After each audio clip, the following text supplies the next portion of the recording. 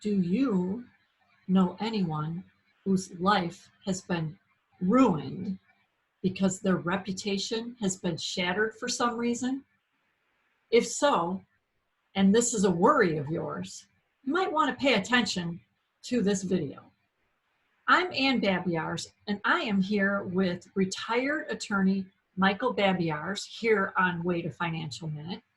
And we are going to sort out this very, very thorny issue. Welcome to the show, Michael. Well, you're quite welcome, and thank you for having me on. I feel a little underdressed today, and I don't have a hat on, but I will muddle through as best I can to try to answer today's burning question for folks, because reputation is really, really important. You know, as Billy Joel once said, your mother told you the only thing I could give you was a reputation, right? That phrase has been around with good or bad negative connotations for a long time. And there's a lot of things you can do to help protect your reputation. And because a lot of the besmirching of it occurs nowadays through digital media. So one of the things you can do is with the search engines is you can set up an alert with your name in it. So if your name pops up somewhere on the old World Wide Web, you'll get an alert. And you'll be able to go to that and see exactly why your name is now appearing somewhere across the vast universe of the internet.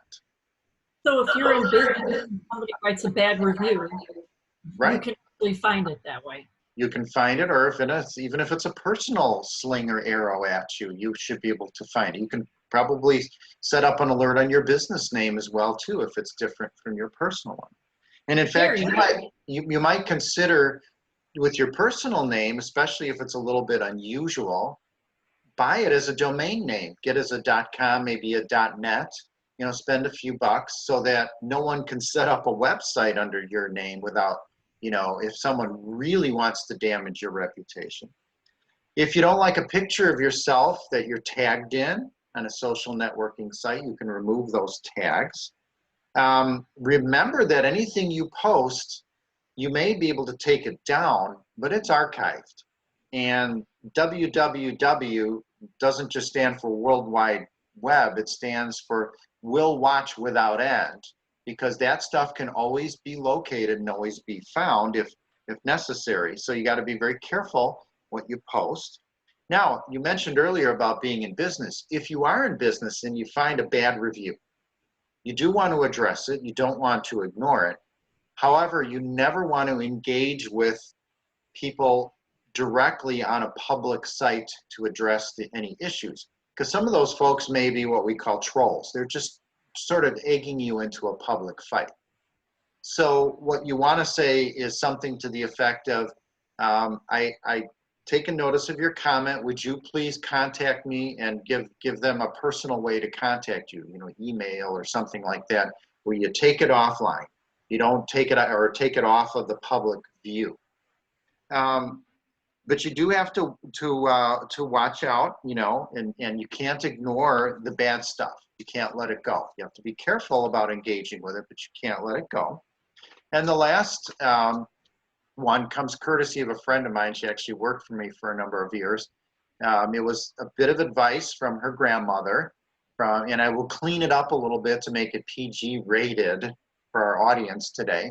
But her grandmother used to tell her that if you associate with crap, you're bound to get a little bit of it on your fingers. And so what that basically means is be careful of your associations, because sometimes they can drag you into a situation where your reputation is being harmed. Wow, those are some fantastic tips. And for those of you who want to dig down a little bit deeper, look below this video for a link to our course, Protect Yourself and Your Assets. And if you loved this video, please hit like, subscribe, and ring that notification bell for future videos. Thank you again, Michael, for being on the show, and audience, thanks for tuning in.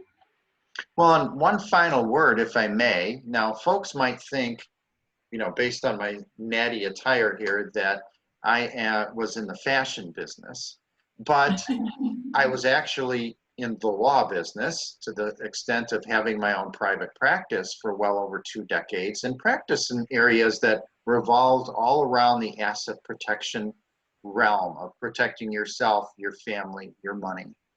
And did a lot of teaching, everything from college to adult ed to currently where I still do some teaching.